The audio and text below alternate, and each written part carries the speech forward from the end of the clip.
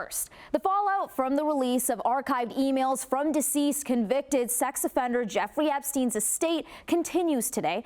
The congressional petition to release the full arsenal of the so-called Epstein files now has enough signatures to force a vote on the matter. For victims, many long calling for transparency, the latest release of Epstein documents mentioning U.S. President Donald Trump only amplify frustration. Survivor advocates say the public deserves full disclosure if justice is to be served. Tessa Bennett joins us live in studio with the latest from the Epstein-Trump saga. Tessa? Manisa, for the Epstein file disclosure bill to become law, it would have to pass the Republican-led Senate and be signed by President Trump. Still, a vote would put lawmakers on the record on the issue. The White House has dismissed the new documents, saying the emails House Democrats chose to reveal created a fake narrative to slander Trump, who has not been legally accused of wrongdoing in relation to Epstein. We have to remember that this is a truly horrifying situation, right? This is a convicted child sex offender. Now, that being said, there are definitely politics at play here. Jeffrey Epstein is back in the news, and he's dragging U.S. President Donald Trump's name with him. Thank you very much, everybody. I appreciate it.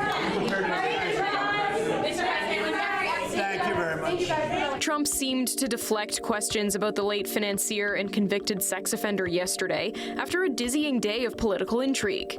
House Democrats released never-before-seen emails revealing that, in the words of Epstein, Trump knew about the girls he was trafficking. The emails are just one piece of the puzzle, showing the public just how much of the so-called Epstein files remain classified. Obviously, all the emails that are coming out are appalling and concerning at the same time. But this is just more proof and evidence on why, there needs to be clarity, there needs to be transparency. We need to rip the Band-Aid off. The move to release those documents follows months of political pressure. A bipartisan duo, Representatives Thomas Massie of Kentucky and Ro Khanna from California, have formally filed a resolution demanding the full public release of all unclassified Epstein records. The congressional petition received enough signatures to force a vote on the matter yesterday, with a vote expected to be put on the House floor next week. While there are numerous hurdles it will face after the vote, the bill would compel the Department of Justice to release everything.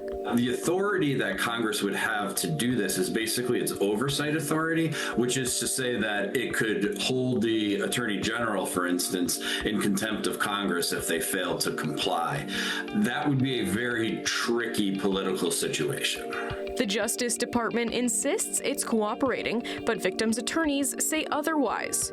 Lawyers for survivors told publication The Guardian they've received no outreach from the DOJ. In the very unlikely event that the House resolution passes the Senate and is also signed into law by President Trump, there is the potential for victims to sue or to otherwise try to block the release of the files. Meanwhile, life has improved for convicted sex trafficker Ghislaine Maxwell, Epstein's right-hand woman. Maxwell was transferred to a minimum security prison after a 2-day interview with Deputy Attorney General Todd Blanche, during which she claims she never saw Trump in an inappropriate setting.